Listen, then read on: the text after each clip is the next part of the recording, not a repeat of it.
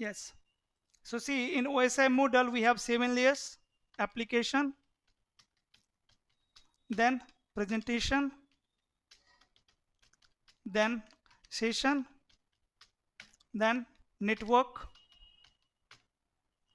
then data link, and then physical. Yes, transport layer,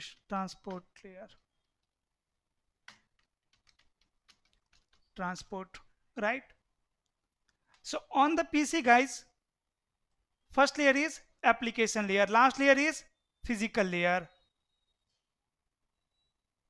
right? So as I am trying to access web page, and to access web page we have two types of protocol. One is HTTP, another one is HTTPS. How this machine will get to know I need to use which protocol, HTTP or HTTPS? How this machine will get to know, guys, I need to use which protocol? Hello? Where is the port number at application layer?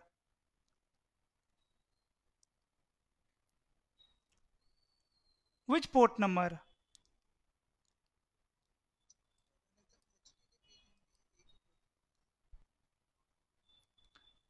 HTTP is using 80 port number and HTTPS is using 443. Okay, that is good, but how machine will get to know the port number for server is 80 or 443? At application layer, I have typed www.pmnet.com in the browser. I hit enter. Machine have resolved IP address for this domain name, and my machine got the IP address, that is 8.8.8.8. Now which protocol will used, and how machine will get to know which protocol I need to use? This is what complete URL, and which protocol my machine is using? HTTPS, Hypertext Transfer Protocol Secure. So HTTPS is an application layer protocol which is used to access web page. Getting my point? HTTP is also a protocol, application layer protocol, which is used to access web page. Use of both protocol is same, accessing web page from web server. The difference is HTTP is not secure, HTTPS is secure, right? So if you will type HTTP pmnetworking.in, that means your machine is using HTTP protocol, means port number 80. If in the URL, if you will type HTTPS, then your machine will use HTTPS protocol. Is it clear? So actually your machine have already knowledge, guys. Modern devices always sends traffic through HTTPS protocol. Always use HTTPS protocols, right? And this is not sure that we are only using HTTPS. We are not using HTTP. Let's say I have some books on my server, right, guys? And I want to give you access so that you guys can download the book or you can read book on my application.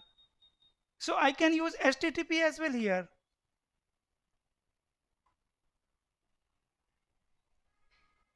But if there is some critical resources, critical applications are there on application, then definitely I should use HTTPS. Let's say the server is bank server, server of a bank, should always use HTTPS protocol to access their web page. So if you are transferring money, guys, make sure your protocol is HTTPS. If your protocol, application layer protocol is HTTP, that means it is not secure. Oh my god. And see, in my scenario, my machine have automatically decided the protocol, that is HTTPS. So as I told you, modern devices have capability to choose protocols automatically. Done. So depends on your browser. This is your task. You are going to provide URL to machine, but you know this is additional configuration of machine,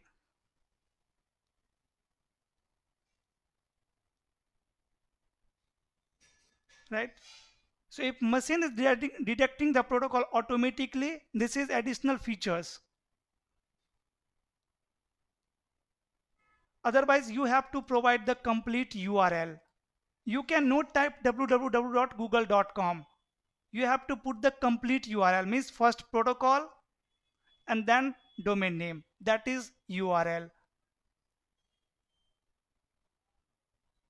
But guys, nowadays browser have already capability to detect the protocol. So once you will type the domain name google.com, your browser already know, oh, okay, for Google I am going to use HTTPS protocol.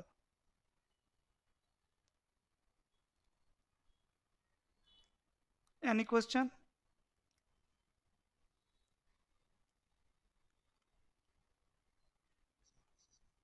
Yes.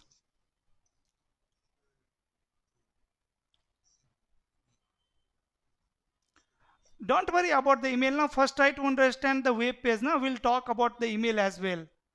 Like right now I am talking about web page. In the same way we will discuss about email service as well. And not only email service, we have multiple more services. No brother, DHCP is there, DNS is there, file transfer is there. Lots of services are there. We will discuss all services one by one. Is it clear how we are accessing web page, guys?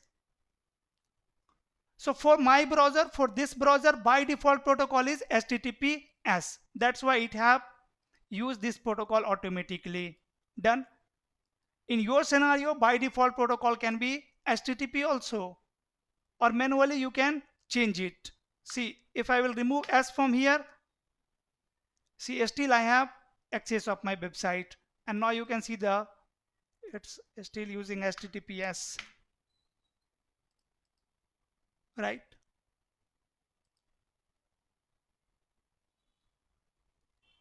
If I'm trying to change the protocol, guys, see, my browser is automatically using secure protocol, HTTPS protocol. This is capability of my browser configuration. And this interface is application layer. This interface is application layer, because with the help of this interface I can access any web page,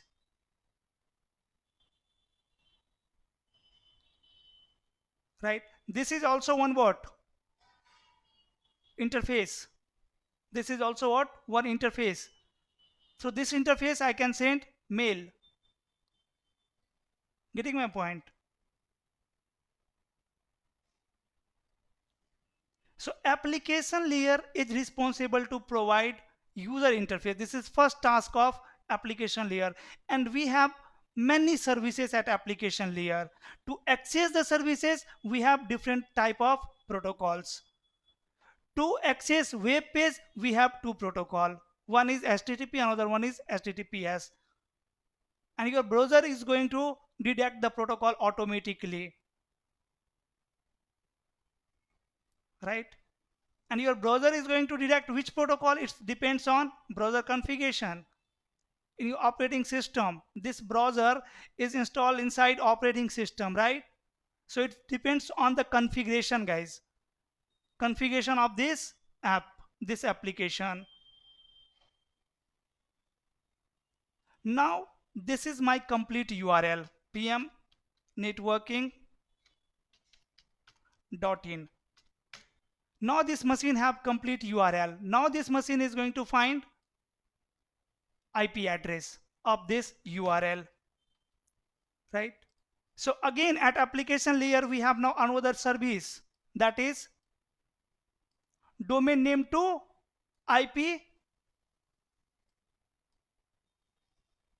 resolution service, you can say, which is going to resolve domain name to IP address. So name to IP service. name to IP service at the same layer, right? And which protocol? Again, I need one protocol to use this service. So the protocol is called DNS, domain name system. So now my machine have URL, that is www.tmnetworking.in. Not this one, complete URL is this one. So my machine is going to call DNS server, and it is going to tell to DNS server, brother, please find the IP address of this domain name. So DNS protocol is going to see, protocol have capability to generate message. So now DNS protocol is going to generate a message that is called DNS request message. DNS request message. Again, to forward this DNS message, it need address, source IP, destination IP, source MAC, destination MAC, yes or no? Without address, this machine cannot send this message. So DNS protocol is going to generate DNS request, and under the request, guys, what will be the information? What is the IP address of this domain name, right? So see, in the packet tracer, I am going to design one lab. Let's suppose I have one switch here, and then I have some end devices. Computers are there. PC1. Let me remove the PC0. It will confuse.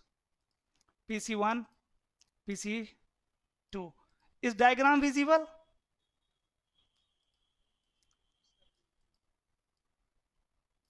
Right? Both devices are connected with this switch. And then switch is connected with a router.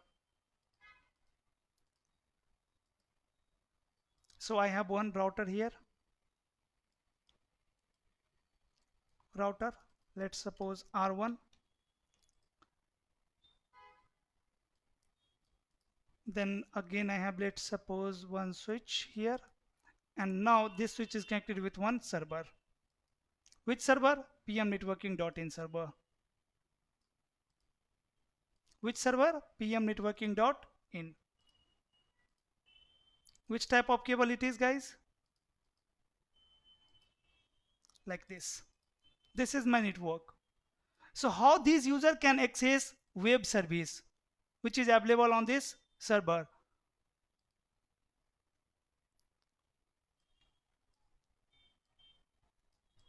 Let's suppose PC1 IP address is 192.168.1.1/24. PC2 IP address is 192.168.1.2/24. Both belongs to same network or different network. Router interface IP address is 192.168.1. Let's say 100, or last IP address 254/24, and the server IP address is 192.168.2.1/24, and this interface IP address is 192.168.2.254/24. So I am using last IP address for default gateway. Right. So let me configure the router. Only I need to configure IP addresses here. Just a minute. Interface F0/1. Which interface is 0/0? Okay, 0/0 is connected with server. Fine. So 0/1 no set, and IP address which is connected with my LAN network. So here I am going to define 192.168.1.254.255.255.255.0. Exit. Then interface F0/0, say no set, and on this interface I need to configure one IP which is 192.168.2.254, 255.255.255.0. Exit. Right. Let me save the configuration. Router configuration is done. Now I am going to configure IP on PC1. PC1 IP address is 192.168.1.1, or I can configure the DHCP service as well on router, but let me configure IP manually now. 168.1.1 subnet mask 255.255.255.0, and PC2 IP address is 192.168.1.2. Default gateway is this one. Server IP address is 192.168.2.1, this one. Now guys, see, whatever services are available on this server, whatever service, let's suppose multiple services are available like HTTP, HTTPS, right? Then DHCP, DNS, right? FTP means file services. Lots of services are there. And guys, if these user want to access any services, first requirement is there should be IP reachability. IP reachability means these devices should be able to ping this server. IP connectivity must be there. If there is no connectivity, then these devices cannot access the services. Yes or no? Is it clear to all? If you are able to access google.com, that means there is IP reachability between your device and Google server. Without IP reachability, you cannot access any services. So is IP reachability there? Can these devices ping to server now? I have configured IP addresses on all the devices. Tell me guys, can PC1 ping to server? Why? Yes, yes. To communicate with any device belongs to different network, default gateway is required, right? These PC need default gateway IP address. See, if I will ping PC2, ping 192.168.1.2, I can ping is working, I am getting reply, but I cannot ping 192.168.2.1 server. Now why default gateway is required? Anyone? Why default gateway is required?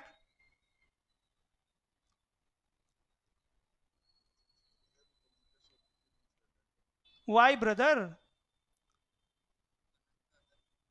Oh, why default gateway is required here? Oh my god. Why default gateway is required? Without default, see, if I am pinging to this IP address, tell me which device is dropping the traffic. Why I'm not able to ping this IP address? Private IP address.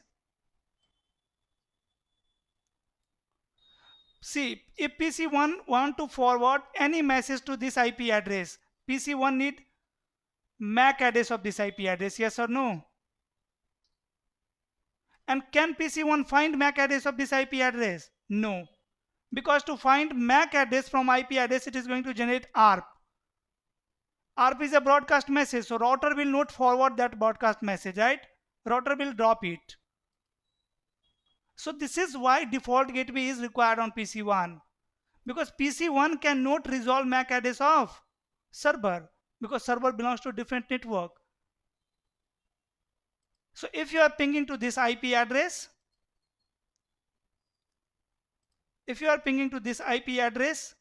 this PC need MAC address. And see the ARP table. So ARP, is there any entry? What is command guys to check ARP table?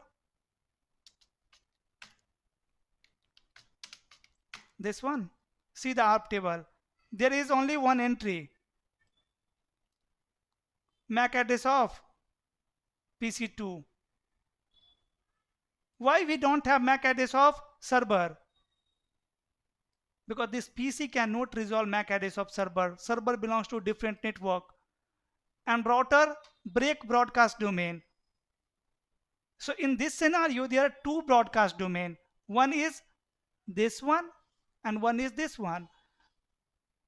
Means broadcast message of this domain can travel between these devices only, and broadcast message in this domain can travel on these devices only. Broadcast message of this domain cannot enter in this domain, right? Broadcast domain 1, broadcast domain 2. So if this PC will generate a ARP request message for this IP address. So as ARP is a broadcast, it will forward to switch, switch will forward to router, and router is going to drop it. So that's why default gateway is required, so that whenever this user will communicate with server or with any device belongs to different network, destination MAC will be the MAC address of default gateway. Destination MAC will be not the MAC address of destination device. So if PC1 is pinging to PC2, destination MAC will be MAC address of PC2. If PC1 is pinging to server, MAC address will be the MAC address of default gateway. Correct? So here default gateway is required. On PC number 1 I need to configure default gateway. So let me configure the default gateway. What is default gateway IP address? 192.168.1.254. Now can I ping to server? Now see guys,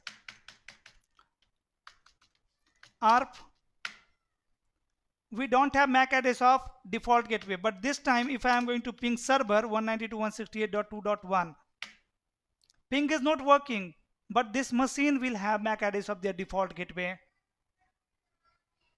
Now tell me why this machine is not able to ping.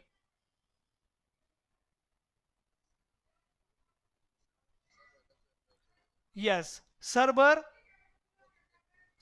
does not have default gateway this time. And now if you will check ARP table of this PC, see you have MAC address of your default gateway, right? So every time whenever this PC will forward traffic to any user belongs to different network, destination MAC will be always this one, right? So still I am not able to ping server because this server don't have default gateway. So server is not able to forward the reply message. So here also I need to configure default gateway 192.168.2.254. Now can PC1 ping to server? Yes guys, can now PC1 ping to server? See, will ping work this time? Yes.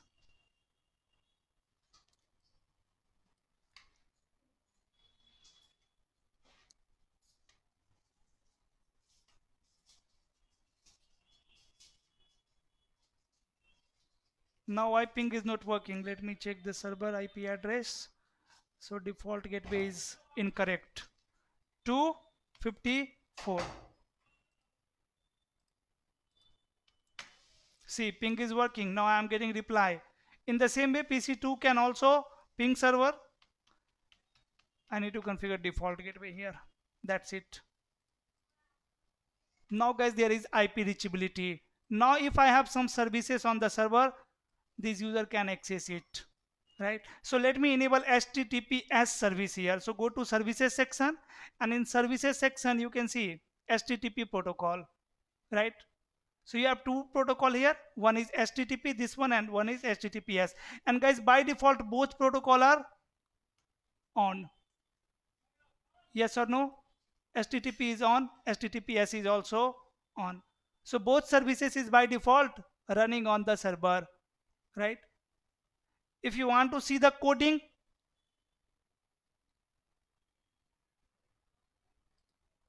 see the coding in HTML. This is my website coding.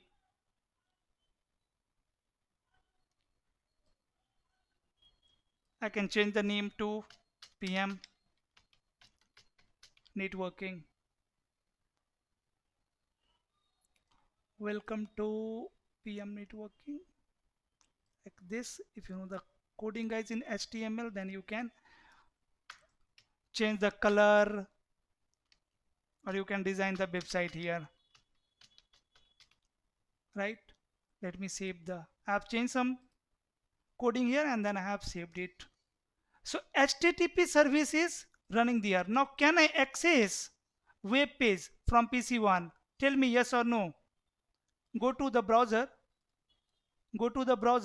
and just type www.pmnetworking.in, www.pmnetworking.in. networking.in. Why I am not able to access web page? See, host name unresolved. What is the issue, guys? This machine is not able to resolve this domain name into IP address. Why this machine is not able to resolve this domain name into IP address? Because this machine, yes, because this machine don't have IP address of DNS server. So see, this machine have IP address, this machine have submit mask, this machine have default gateway IP address, but this machine don't have DNS server IP address. Yes or no? So let me do one thing. Let me add one more server here. I'm going to add one more server here, and that is my DNS server. Let's say this is my DNS server.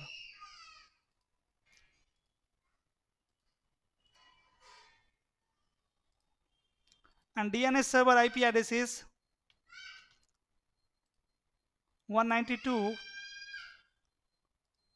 DNS server IP address is 192.168.2.2/24. Done.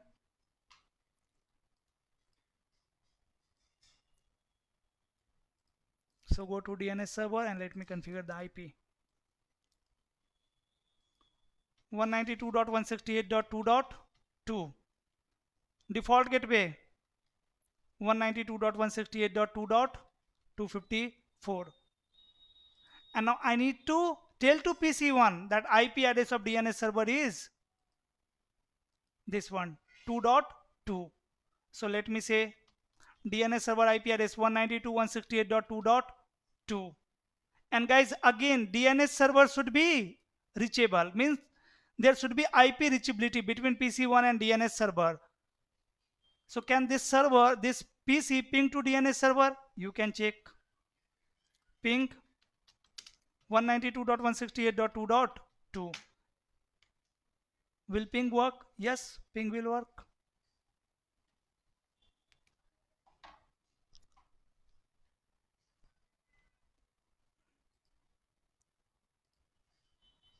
Why ping is not working? DNS server have default gateway 192.168.2. Sorry, IP address is 2.2, not 1. Both machine had same IP address 2.1. Okay, now you can ping.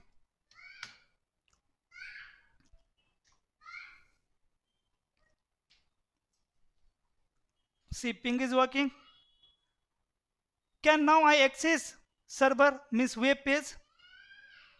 Can I access web page, guys, now? Let me try. www.pmnetworking.in. See, this time what is the issue? This time it is not giving me error like name not resolved.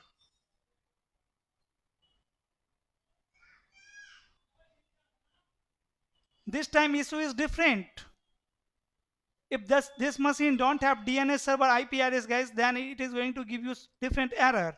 If I will remove it, and then if I will type URL in the browser, I will get what error?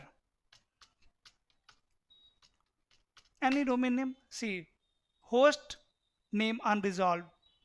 But if I will define the DNS server IP address, then it will not give you this error. DNS server IP 192.168.2.2.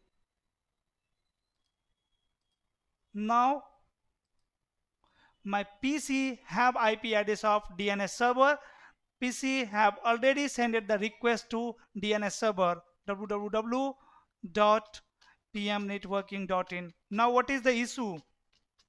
This time, guys, issue is, see, can I access this server, means web page, through IP address? IP address of server is, guys, 192.168.2.1. So yes, you can see with the help of IP address I am able to access the web page. Correct? But with the help of domain name I am not able to access it. The reason is DNS server don't have IP address for this domain name. See, if I will type this domain name in the browser, what will happen? Hit enter. My machine have generated one packet. Which type of packet it is? DNS, right? So if you will open it, see the source IP address is IP address of PC1, destination IP address is IP address of server. Correct guys? DNS server. Source MAC address is MAC address of PC1, destination MAC is MAC address of default gateway, because DNS server belongs to different network. Correct? Source port is random port number. We will discuss about the port number later. Destination port is 53. So 53 port number is reserved for DNS. Right? And which type of message it is? It is DNS query message. Okay. So this PC will forward this message to switch will forward it to router will forward it to switch 1 will forward it to DNS server. Now DNS server is going to generate reply, but in the reply, this is guys negative reply. DNS server can send two types of reply, negative reply or positive reply. Means whenever DNS server will receive a request for IP address from domain name, DNS server is going to check their local database, right? If entry is available in their local database, then DNS server is going to provide IP address to the client machine. If entry is not available, then it is going to generate negative reply. Even you can tell to this DNS server about secondary DNS server. Let's suppose there is one more DNS server guys somewhere in your network. So you can tell to your DNS server that whenever you will not found any entry in your database, then please ask to this DNS server. Please ask to this DNS server. So this DNS server is going to, whenever it will receive a request for IP address, it will check their database. If entry is not available in their database, then it is going to ask to another DNS server. Like this, you can have multiple DNS server IP address, multiple server in your network. You can tell different server IP address to this DNS server. This is DNS2, DNS1, this is DNS3, right? So if DNS server have IP address guys, then it is going to generate positive reply. If DNS server don't have IP address in their database, then it will generate negative reply. On the internet, how many root DNS server are there guys? See, whatever services are available on internet, those all services are maintained by DNS server, and that DNS server is called root DNS server. That DNS server is called root DNS server. Like if you are creating one website for your company, like I have created one website for my company and my domain name is pmnet.com. So on the internet, total there are 14 root servers. So on this root server guys, ISP is going to make one entry in their DNS database. The IP address of pmnetworking.in is my public IP address is 8.8.8.8, right? So simply I can tell the IP address of root DNS server to my DNS as well. But whenever you will not find any entry in your database, please ask to root server. So in the real time, you will have multiple DNS server for backup, right? To store lots of entries. So this time DNS server is generating one negative reply. And see, this is also unicast message. This is also unicast message. Source IP address is the IP address of DNS server, destination IP address of PC1. Source MAC is the MAC address of DNS server, destination MAC is the MAC address of their default gateway, right? IP header, Ethernet header means layer 2 information, then layer 3 information. IP protocol is working at layer 2, Ethernet protocol is working, then ICMP protocol is working, then UDP protocol is working, after that DNS. So this is actual message, DNS message, right? So you don't need to learn these application, these guys codings, like how DNS have designed, what information DNS protocol is going to send in DNS request message or in DNS reply message. You only need to understand the function of DNS, like what is DNS, how DNS works, how you can set up DNS in your network, how you can set up multiple DNS in your network, and then how you can create entry. So like my organizations have one HTTP server, so I need to create one entry on this DNS server. So again I will click on this DNS server, then go to services, and see here I have DNS service. And guys, by default service is on or off?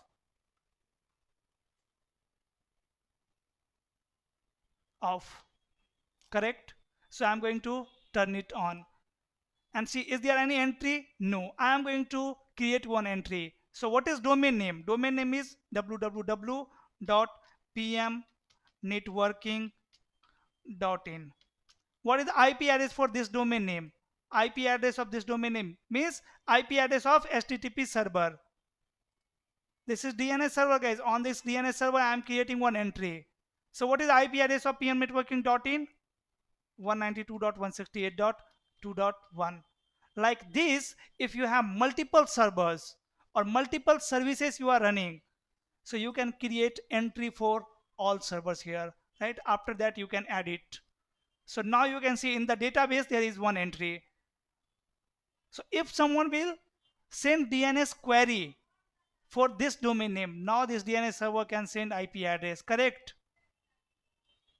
Correct, guys? So this time again I am going to open same URL in my browser. See DNS request message. It will forward to server, and now server is going to generate reply, right? This is DNS reply message.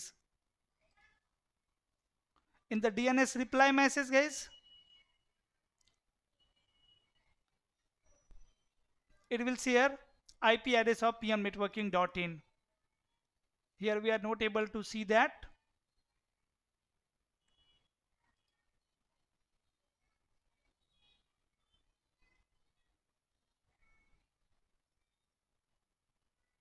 DNS header, here we see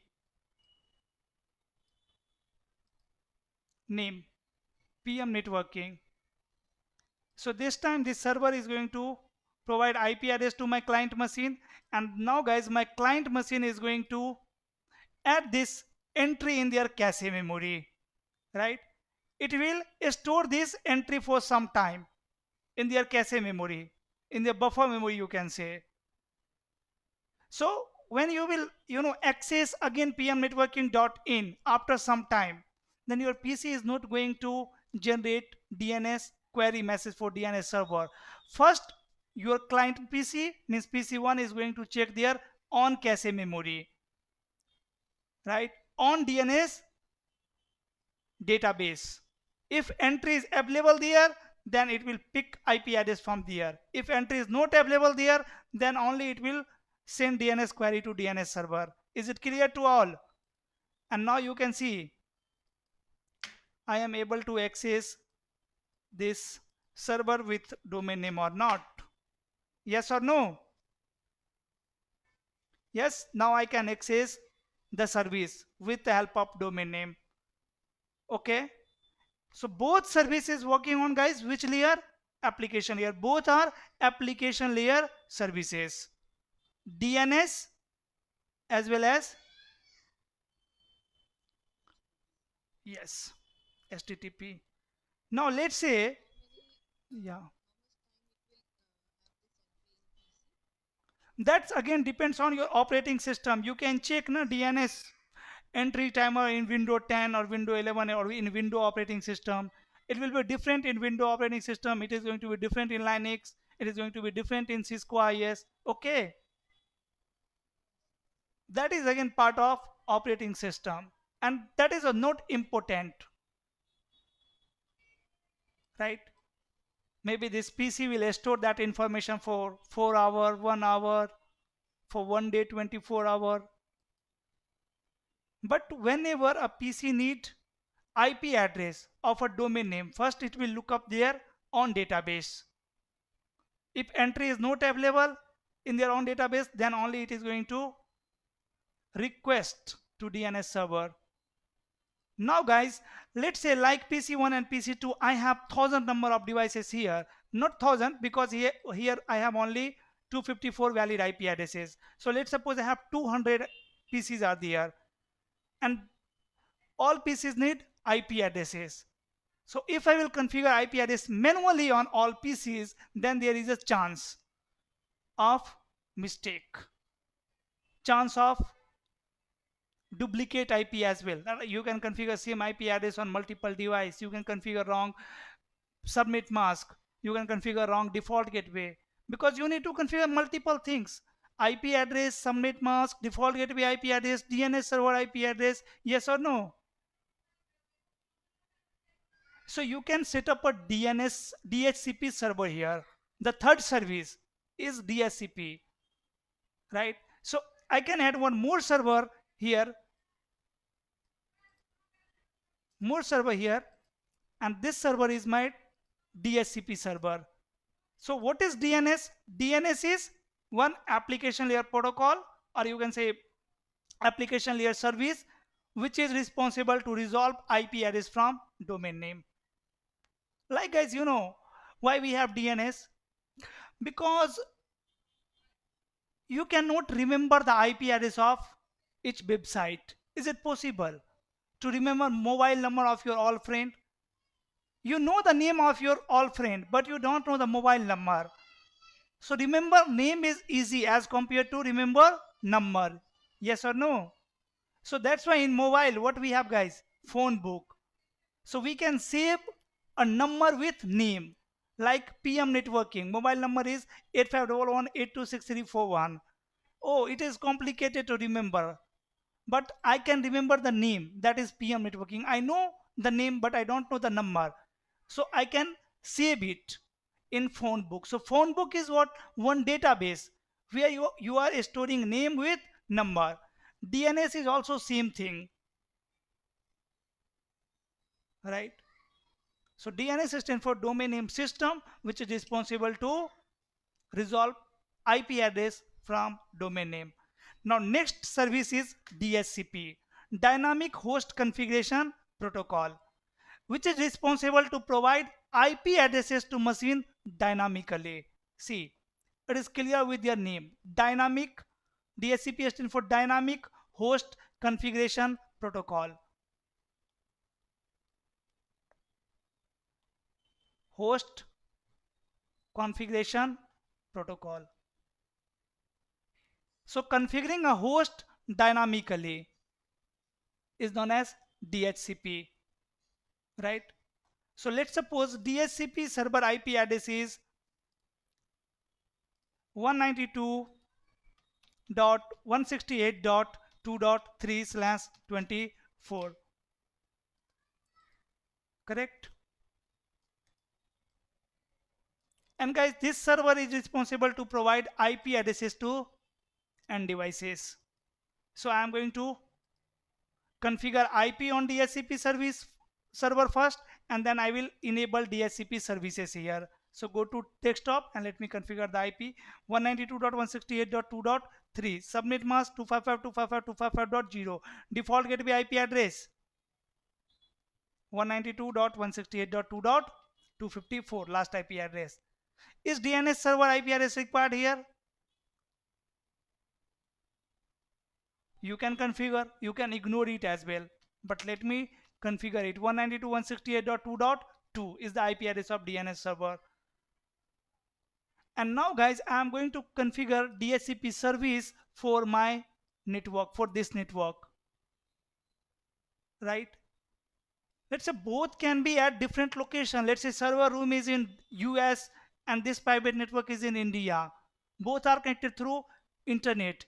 As I told you, to access the services, requirement is there should be IP reachability. That's it. So in upcoming days, you are going to learn how to make reachability, IP reachability between different locations, between different branches, between different buildings, between different devices. We will have lots of classes for this. So for now, just assume both are connected. There is IP reachability between both network. So if there is IP reachability, that means these devices can access the resources on this server. So I am going to enable this service here on the DHCP server. So go to services and see here you have one DHCP service, guys, and by default it is on or off, enable or disable. By default disable. So let me enable it. And now I'm going to create one pool here, so you can define the name of pool. Let's say pool name is ccna. And then guys, what default gateway IP address the server is going to provide? 192.168.1.254. This will be the default gateway IP address for all these users. Yes or no? Correct? Oh, okay. Now DNS server IP address. What DNS server IP address this DHCP service is going to provide? This DHCP server is going to provide 192.168.2.2. Then guys, starting IP address. What will be the starting IP address? 192.168.1.1. Right? Subnet mask 255.255.255.0. Maximum number of user 253.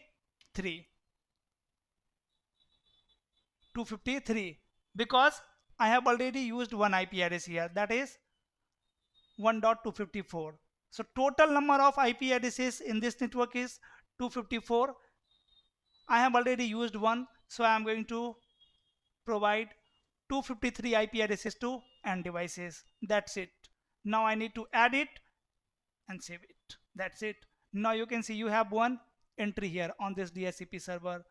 Now guys, can these devices get IP address from DHCP server? Yes. Now you don't need to configure IP manually, right? Let's suppose here I have one device.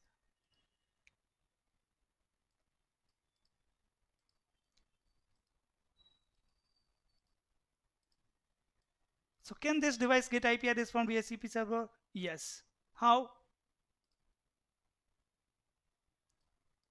Just click on DHCP here, right? So see, you have two methods to configure IP here. One is static, means configure IP static, default gateway, subnet mask, DNS server, everything statically. Other option is DHCP. So once I will click on DHCP, it is going to generate one broadcast message. Why broadcast message? See, this is not correct IP address. This is why, because DHCP server is unreachable for now. See, what is happening this time? This PC need one IP address, right? Through DHCP server, correct guys? This PC know where is DHCP server? This PC have information about DHCP server or not? Tell me yes or no. No. Because this PC don't have any identity till now, right? You have not configured anything. That means definitely this PC is going to generate broadcast message. Because this PC don't have information about DHCP server, and this PC need IP address from DHCP server. So it will send a broadcast message and router will drop that broadcast message. Yes or no?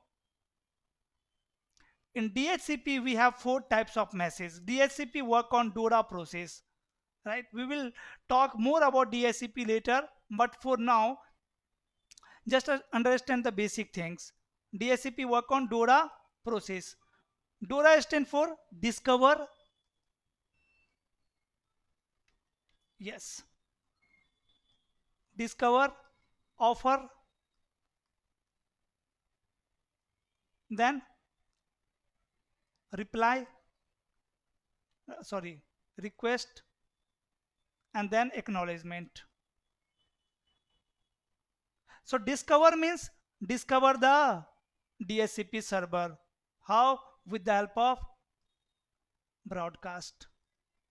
Offer means when DSCP server will receive the discover message, DSCP server is going to offer IP address. Request means again client machine is going to request for that IP address, and then server is going to acknowledge it. The yes, you can use it. After that, client will assign that IP address on their interface.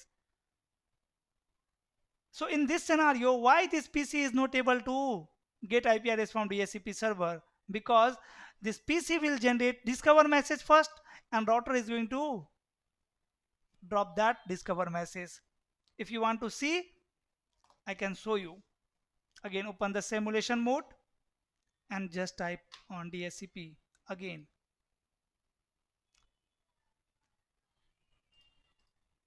Which type of message it is? DSCP, right?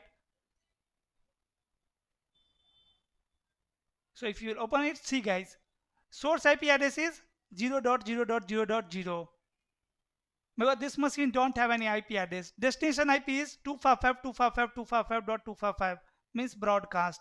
Source MAC is the MAC address of PC, destination MAC is broadcast, right?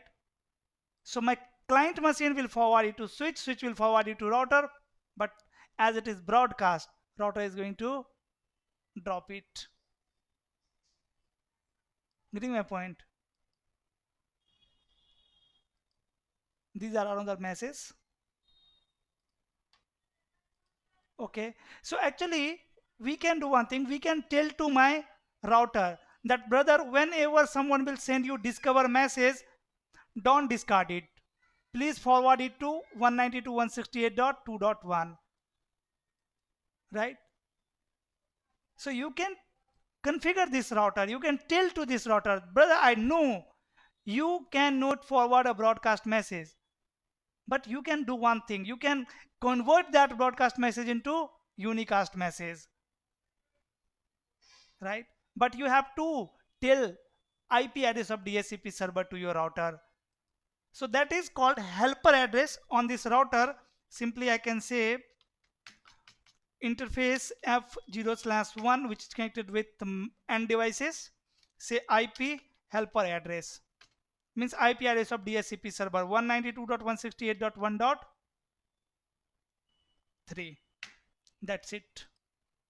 Now my router know, oh, 2.3.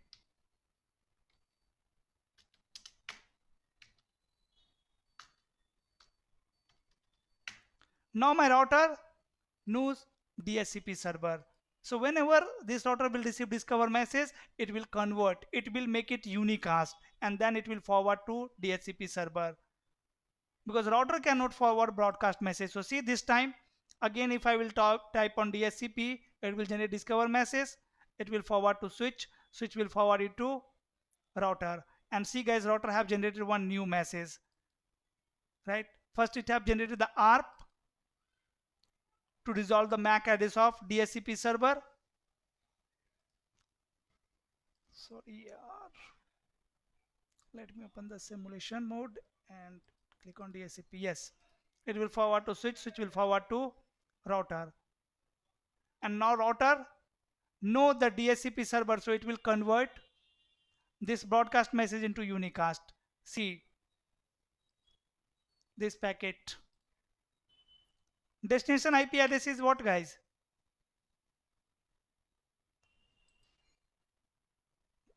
What is happening?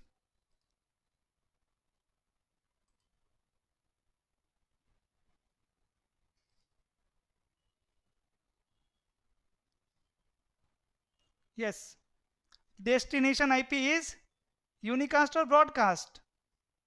Unicast.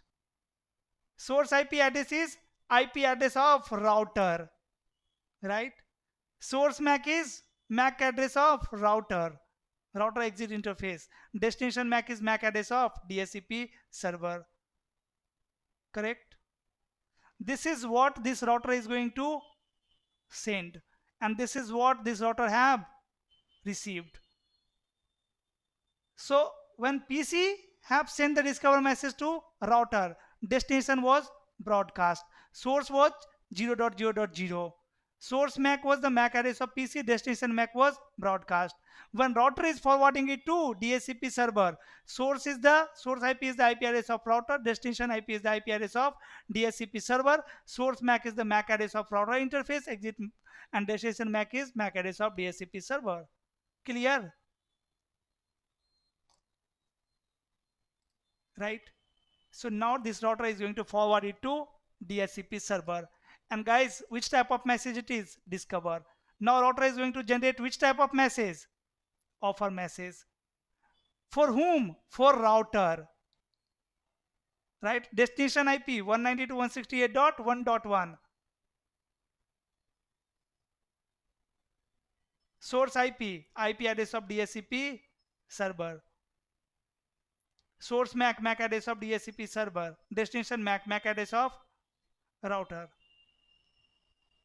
Right? And it is sending one IP address as well. It will be sending one IP address for the client. So see the offer message.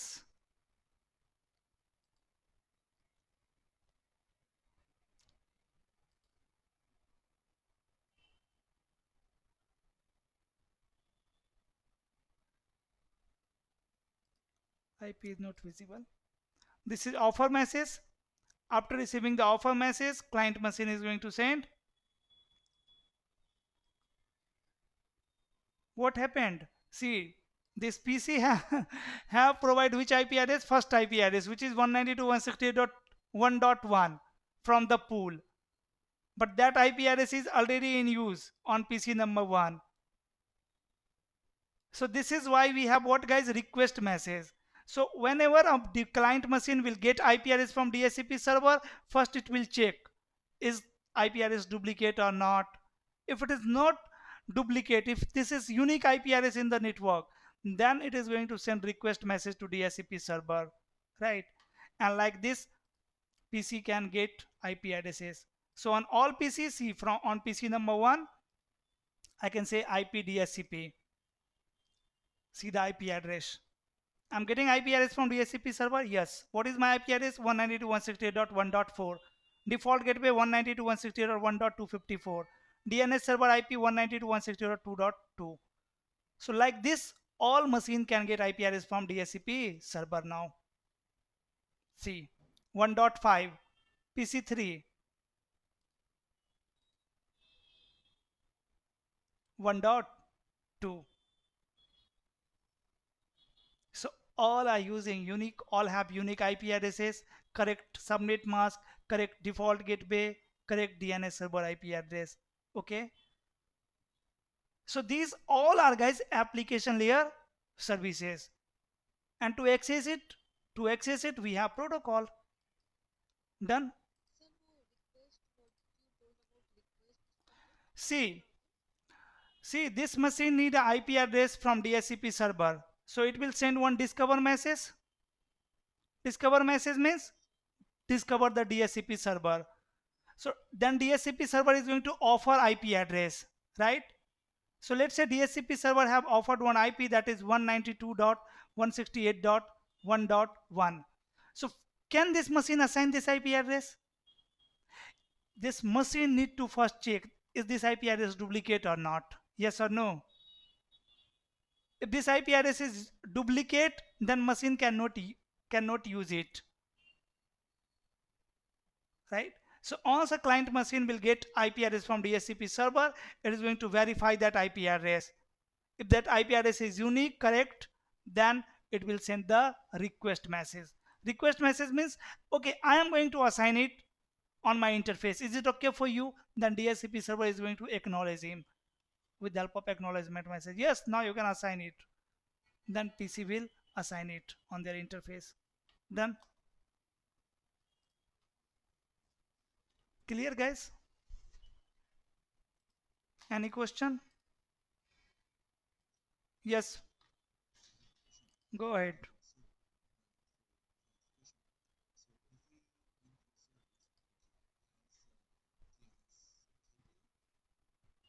Yes, right.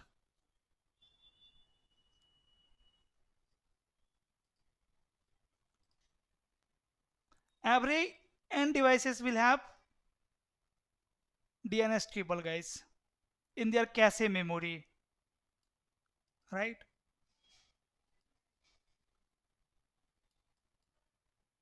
And if someone will ask you that this machine can install how many IP addresses with domain name in their table, these things depends on capacity, memory, how much memory you have allocated for that.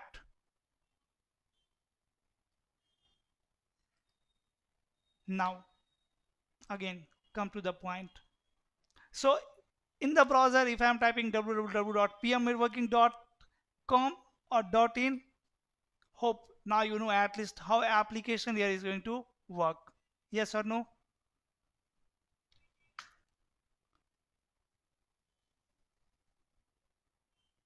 Right. So first of all, my PC is going to generate one HTTPS message. At which layer? At application layer. Correct? Application. Now my application layer is going to hand over it to lower layer. Next layer. Next layer is presentation layer. Correct, guys? What presentation layer will do? See, the working of presentation layer is encryption,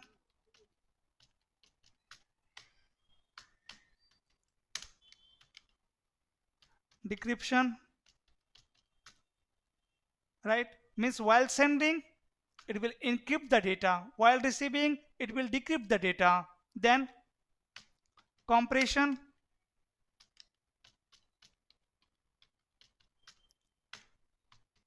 decompression. Compression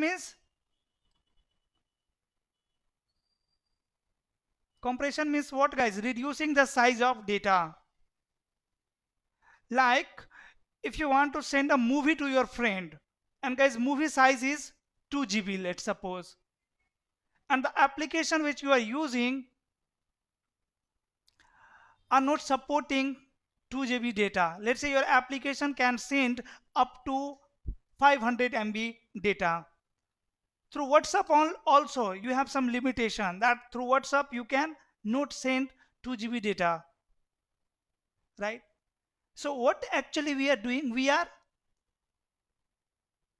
using different kinds of software like WinRAR, zip file to compress the data, to reduce the size of data. So with the help of zip file, first I will reduce the data, then I will send it to you through WhatsApp. Now to again use that data, first you have to decompress it. Yes or no? If you want to watch the movie, first you have to unzip it. Correct, guys? So actually presentation layer is responsible to perform these kind of tasks. Got it? Encryption means converting actual data into ciphertext. Like my actual data is hello. My actual data is hello. So presentation layer is going to encrypt it. It will use one algorithm, right? We have multiple algorithm for encryption. When we will discuss the security part, we will see we have lots of algorithm, guys, like AES. Algorithm means, like, let's suppose I have one algorithm, and in that algorithm I have designed that algorithm in such a way so that H will be converted into 1, E will be converted into 5. L will be converted into, let's say, at the rate. And O will be converted into, let's say, hatch. So this is what one kind of algorithm, right? So whenever I want to encrypt the data, I will use this algorithm. So guys, what will be my data after encryption? 1, 5, at the rate, and hatch. Yes or no? This is my data after the encryption. So if someone will capture the data, they cannot read it until and unless they have this algorithm to decrypt it. Correct? So anyone who want to decrypt this data, they should have this algorithm. So as both machine, sender machine and receiver machine, is designed according to OSI model, right guys? Both will have same algorithm, yes or no? Both will have same algorithm for encryption and decryption. Correct? So this is encryption. So presentation layer is going to encrypt my data. Then when receiver machine will receive it, it will decrypt it into the actual data. How? Again, by using same algorithm that sender machine has used while sending.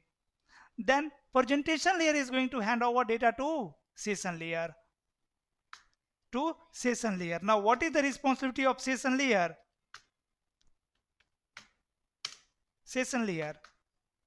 Guys, session layer is responsible to maintain the session, to create the session, maintain the session, and terminate the session. Got it? To create the session, maintain the session, and terminate the session. See, sometime when you are trying to access any website, you are getting request timeout error, right? So how we are getting request timeout? Actually, whenever you are sending any request from your PC, your session layer is going to create one session, right? Let's say for pmnetworking.in, session timeout is 1 minute. So session layer have information that I have sent one request to 8.8.8.8 and session timeout for this application is 1 minute. Means this machine is going to wait for 1 minute for reply. So if this machine will not receive reply message within 1 minute, then session layer is going to give you an error, that is session timeout. Right? So this is not like, means if I have sent one request to google.com from my PC and my PC is going to, my PC is keep waiting for reply message for entire day, for entire month, for entire year. No, no, no, not like that. There is role of session layer, brother. Session layer have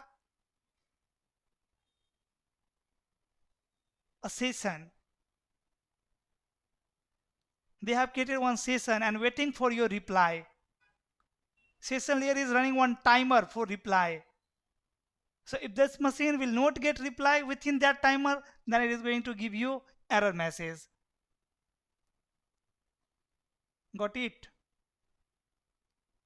So manage the session between your computer and web server. It establish, maintain, and terminate the session, or you can say connection. Even like, see, in this browser I have multiple tab, yes or no? Here I have access of my website, here google.com, here WhatsApp. Like this I can have multiple tab in the same browser, or I can have multiple website, multiple application in the same browser. And see, I have another browser as well, guys, here, right? This is also one browser. So see, if I am using WhatsApp in this tab. So whenever my computer will get any message for WhatsApp, it will, session layer will hand over it to this session only, right? You will not get WhatsApp message in this tab, right? So my machine have session with multiple servers now, with PM networking server, Google Meet server, WhatsApp server. So how these all session are separated with the help of session layer only. Getting my point? With the help of session layer.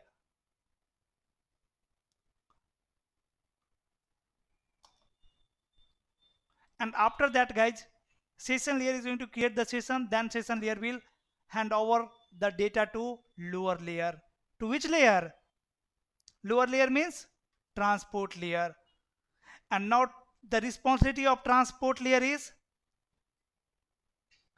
adding source port and destination port. Now question is, what is source port and destination port? What is port number? Correct? What is port number? So guys, till now we talked about two types of address, MAC address and IP address. Now I am going to discuss one more type of address, that is port address. That is port address, port number.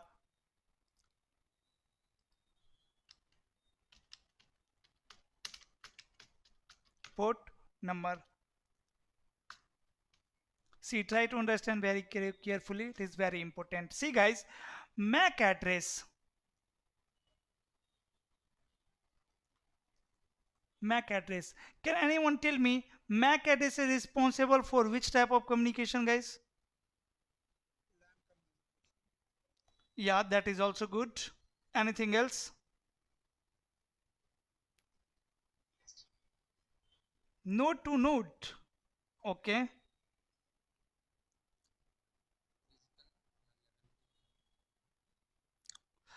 This is good answer. Node to node. Node to node. Let's say I have one computer here, two computer, three computer. These all computers are connected with switch. Then this switch is connected with router. This router is connected with another router. This router is connected with another router. And again I have one switch here. And again I have some end devices. So with the help of MAC address, these nodes can communicate with each other. Like PC1 can communicate with PC2, or PC1 can communicate with PC3, or PC1 can communicate with router 1. With the help of MAC address, PC1 cannot communicate with router 2 or with this device. With the MAC address, guys, router 1 can communicate with router 2. Router 2 can communicate with router 3. Router 3 can communicate with router 2. And router 2 can communicate with router 1. Like this. MAC address is for node to node communication. Then IP address.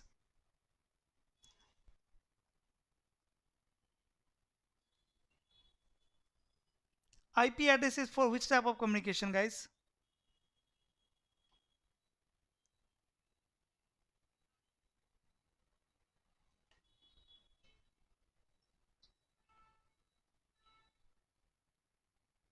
Hmm?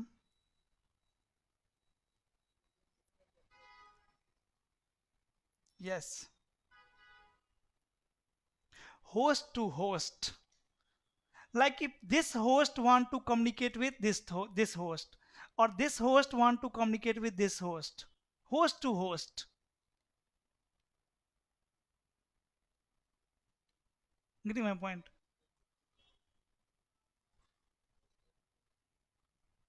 Node to node means my neighboring device. Host to host means one host is in Gujarat and one host is in Delhi.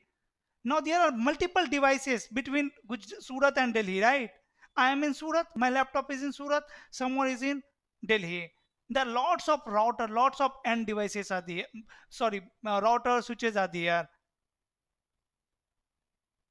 right? So with the help of MAC address, each device is going to communicate with their neighbor device. With the help of IP address, my laptop and laptop of my friend, Delhi laptop, both are communicating with each other with the help of IP address, host to host.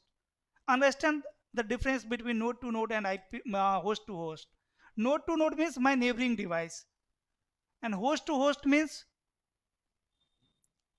one host can be a different location, and we can have lots of devices between two nodes. Even though we can communicate with each other, doesn't matter how many devices are there. There can be firewall, there can be switch, there can be router, there can be any other devices as well. And then third type of address is what? Port. So port number is service to service communication. Like, see in the diagram, in your packet tracer diagram, on this server you have one service, HTTP as service, correct? So guys, if this PC want to access HTTP service over here, this PC want to access HTTP service on this server. So to communicate with this server, we have what? IP address. To communicate with my default gateway, we will communicate with default gateway with the help of MAC address, because this is next node, right? I will communicate with the server with the help of IP address, but I will access this service with the help of port number, right? Like on the PC, IP address is this one. On the server, IP address is this one. These two IP address can communicate, means both devices are able to communicate with each other. Now on this PC, I have Google Chrome. On this server, I have HTTP service. How these two services are going to communicate? With the help of port number, right? Let's say PC1 is sending one packet to server. Which type of packet it is? HTTP packet, right? Source IP address will be 192.168.1.1. Destination IP will be what, guys? 192.168.2.1, correct? Source MAC will be the MAC address of PC1. Destination MAC will be router 1, right? PC will forward to switch, switch will forward to router. Router is going to check the routing table, and then it will forward to this server. This server will check what? Destination MAC. So when router will forward this traffic to server, it will change the destination MAC, because as I told you, MAC is node to node communication, means at each node source and destination is going to be changed. At each node source MAC and destination MAC is going to be changed. Means when router will receive this message, router is going to change source MAC and destination MAC. When router will forward it to server, source MAC will be the MAC address of this interface, exit interface, right? Router 1 exit interface, and destination MAC will be the MAC address of server, right? So when server will receive this packet, guys, first of all it will check what? Destination MAC, it will remove it, right? That means yes, this is for me. Then it is going to check what? Destination IP. Destination IP is 192.168.2.1. Yes, this is my IP address. That means this packet is for me. Now this packet is for which service? Let's suppose on this server there are multiple services running. HTTP is running, HTTPS is running, right? DNS is also running, DSCP is also running, right? And many more. POP3 is running, SNMP is running. Many services are running. So how this server is going to identify the actual data? With the help of port number. Now it will check port number. So destination port is going to be 443, right? So once this server will see, okay, destination port is 443, that means it is for HTTPS. So this machine is going to hand over it to HTTPS protocol. Getting my point? So is it clear, guys? Port number. Now we have two types of port number. port number. We have two types of port number. Like we have two types of IP address, private and public. In the same way, we have two types of port number, well known and unknown, or you can say free and used. Used port number means the port number which I have already assigned to protocol, to services, like HTTP. HTTP port number is 80. So this port number is already assigned to this protocol. That means this is a used port number. Then HTTPS port number is 443. So this port number is already assigned to this protocol. So that means this is a used port number. Port number of DNS, guys, 53. This is used port number. Port number of DHCP 67 and 68. Don't worry, we will discuss why DHCP is using two port number. So we have two types of port number. One is well known, or you can say used. Well known port number are those port number which I have already assigned to protocol. And the free port number or unknown port number are the port which are free, which are available, right?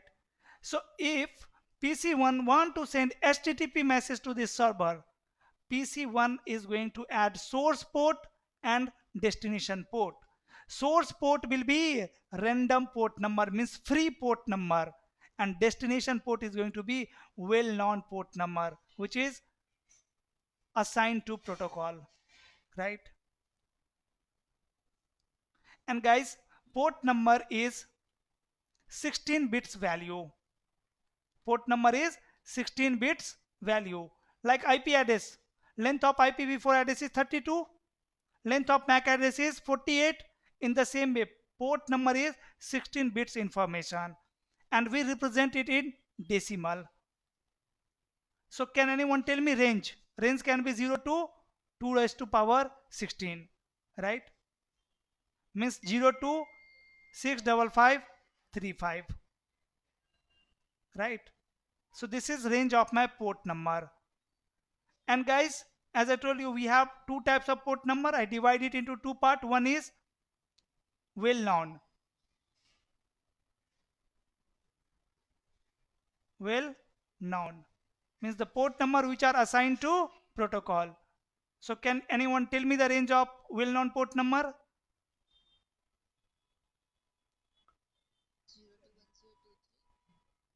0 3, right? And free are 242 65535. These all ports are free. So this PC is going to use any port number from this range as a source port, and destination port will be always what? Well known port number, right?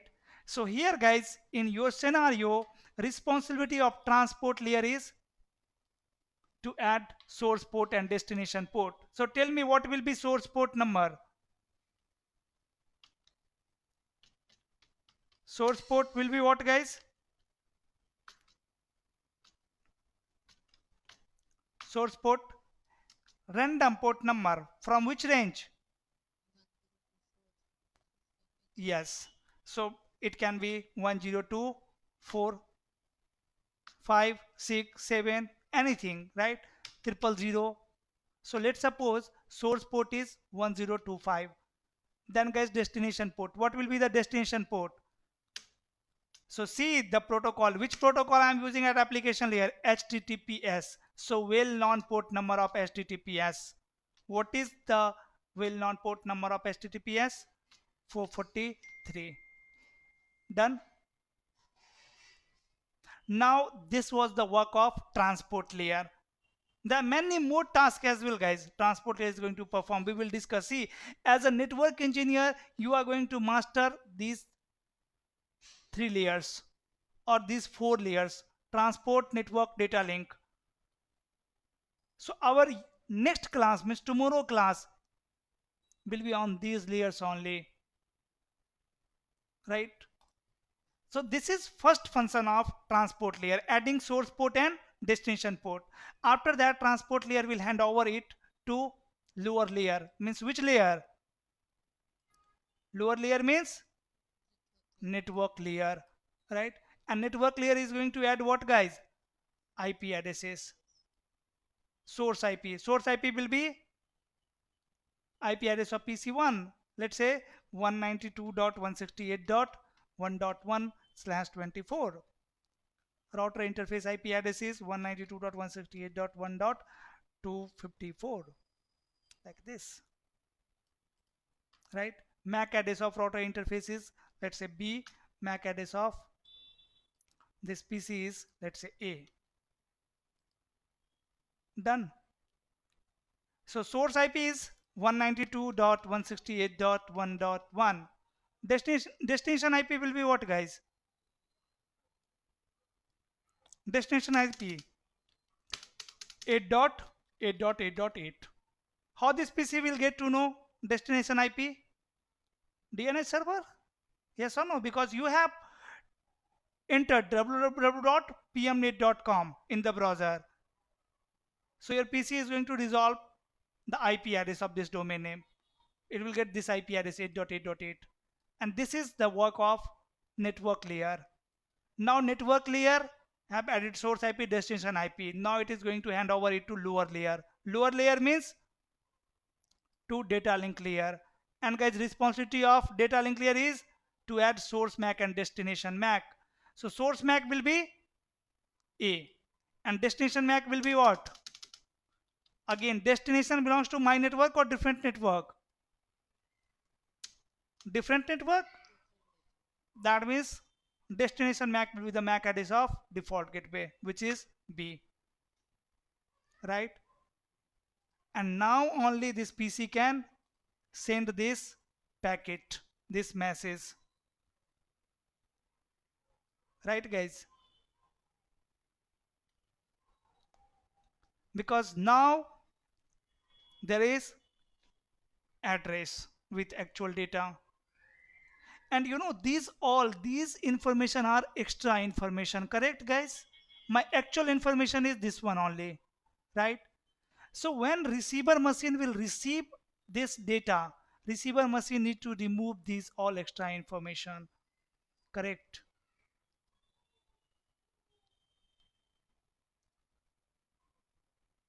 So yesterday I told you OSI model tells how data is going to out from the computer. So this is how data is going to out from your PC.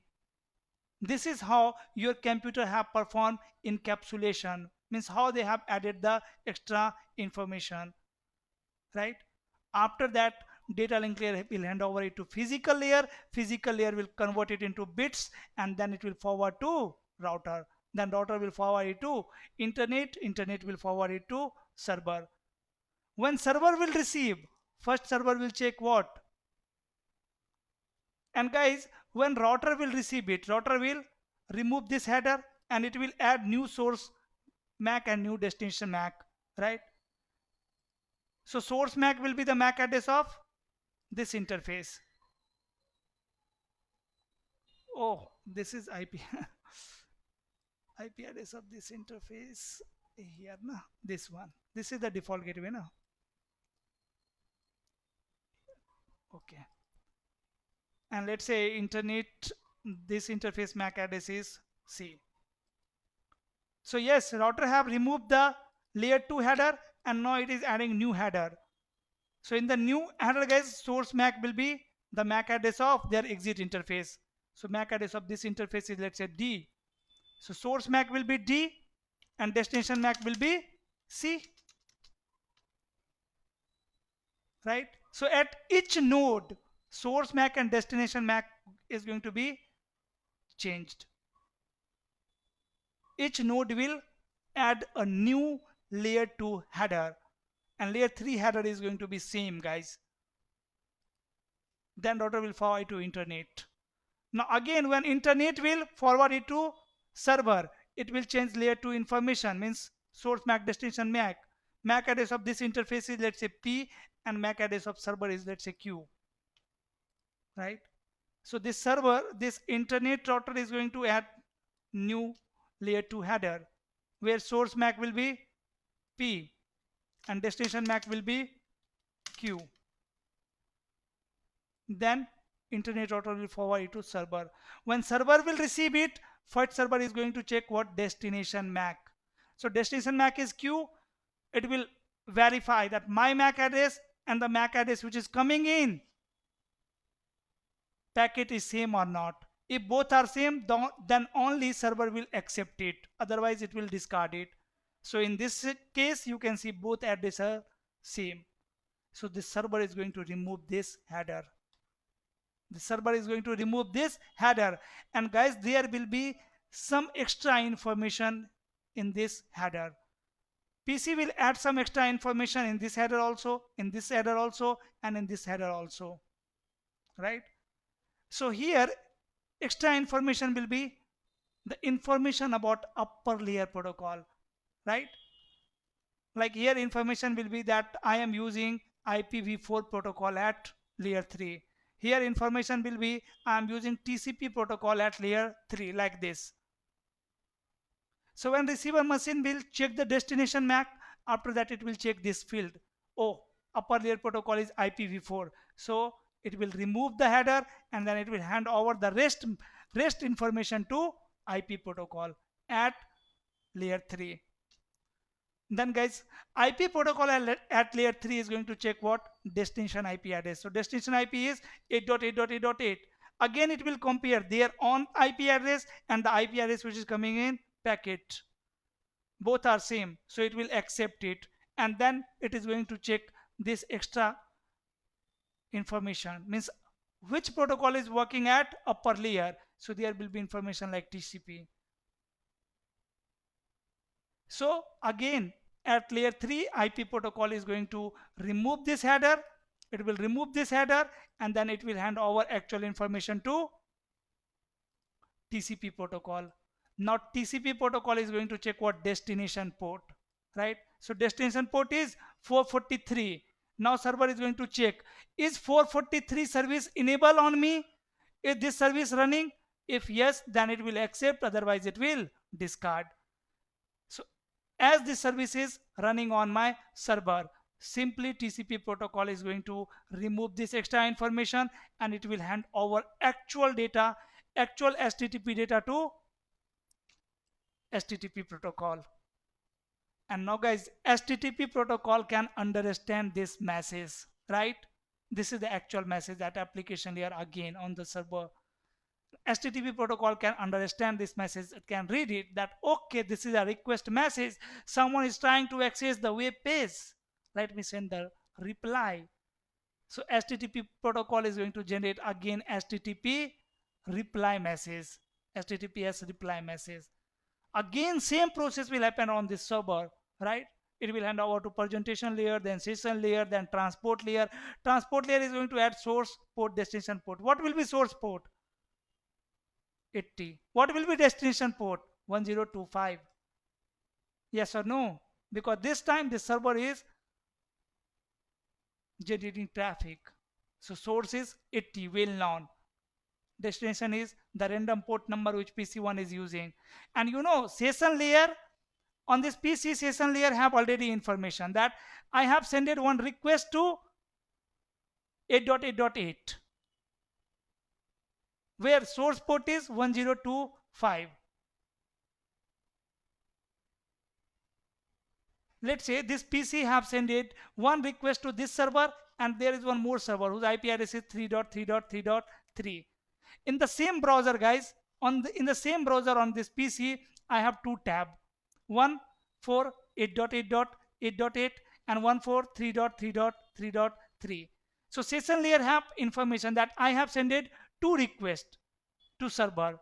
Here source port number is 025. Here source port number is 26. So when this machine will receive reply where destination port is 1025, it is going to put that in tab number 1. If destination port is 1026, then it will put that reply in tab number 2. This is how session layer is separating each session as well. Hmm.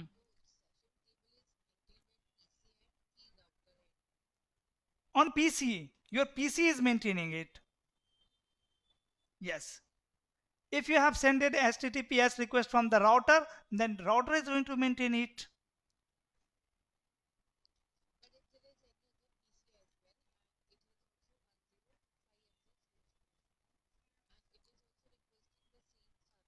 Okay. No, see, here you have, let's suppose one another PC whose IP address is dot .2, right? So router will forward dot .1 to this PC, dot .2 to this PC. So router is going to decide it now. So it will, router will forward traffic to PC on the basis of IP address, correct? And your PC is going to identify the actual message with the help of port number. Clear? So if there is one more PC, so IP address will be different, right?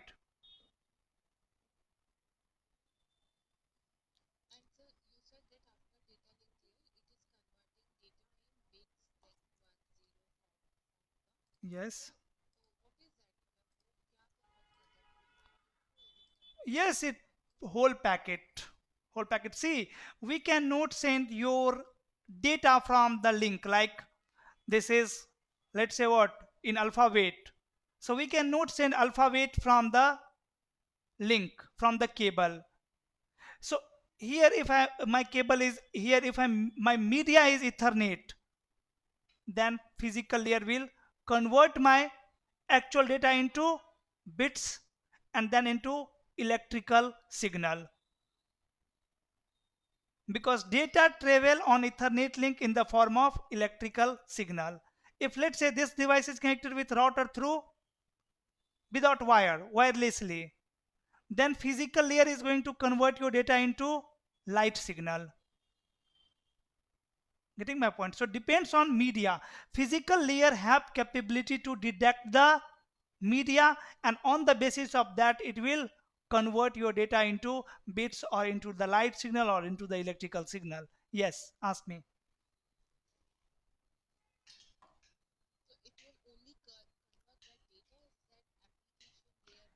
The entire thing, source IP, destination IP, source mac, destination mac, source port, destination port, everything.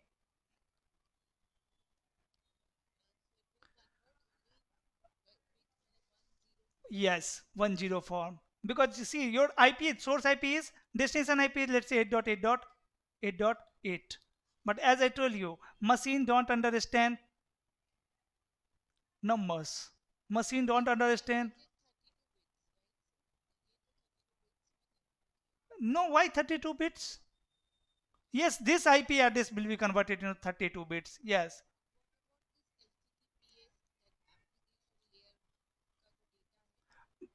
It depends on the length of data, na? It depends on the length of data. Your data at transport layer is going to be like this: 1011100010001111111000, like this. You have lots of bits, right? It will forward from the link.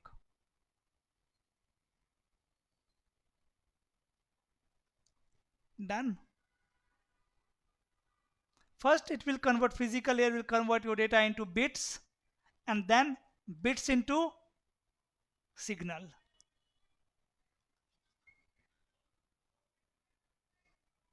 right? So physical layer means not only cable. If someone asks you what is physical layer, so this is not physical layer, is a media or cable. Physical layer have multiple functions, right? Like physical layer can detect the line protocol, guys. As I told you, line protocol means my neighbor device port is up or not. So physical layer is the layer which detect line protocol.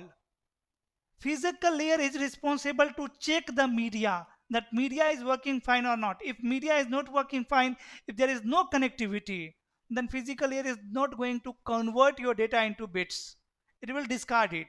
Because why it will use their CPU? Media is not working, so it is going to drop it. Before sending data, it will detect the link. So line protocol should be up, their status should be up, then only physical layer will convert your data into bits, right? So now guys, tell me the overview. Use of application layer, user interface, correct? We have multiple services, we will see lots of services we have at application layer, and we can access those services with the help of protocol. Presentation layer, encryption, decryption, compression, decompression. Session layer, creating, maintaining and terminating the session. Transport layer, responsible to add source port, destination port. Network layer, responsible to add source IP, destination IP. Data link layer, responsible to add source MAC, destination MAC. Physical layer, responsible to transmit the data on link. Clear? Today, today I talked one use of each layer, guys, right? But in next class, we are not going to discuss application layer. We are not going to discuss presentation layer. We are not going to discuss session layer. But transport, network and data link, as well as physical, most important layer, and you need to learn these all, right? So lots of protocols are there at this layer, and this layer. You need to learn those protocols, guys. Even at application layer you need to learn some protocol. So we have some application layer protocol, we'll discuss that, right? But first let me finish these layers in next class. Okay, so data link layer is responsible to node communication. Network layer is responsible to host communication, and transport layer is responsible to service communication. Yes or no, guys? Okay. Now, if anyone have question, please ask. Otherwise, that's all for today. We'll continue from tomorrow.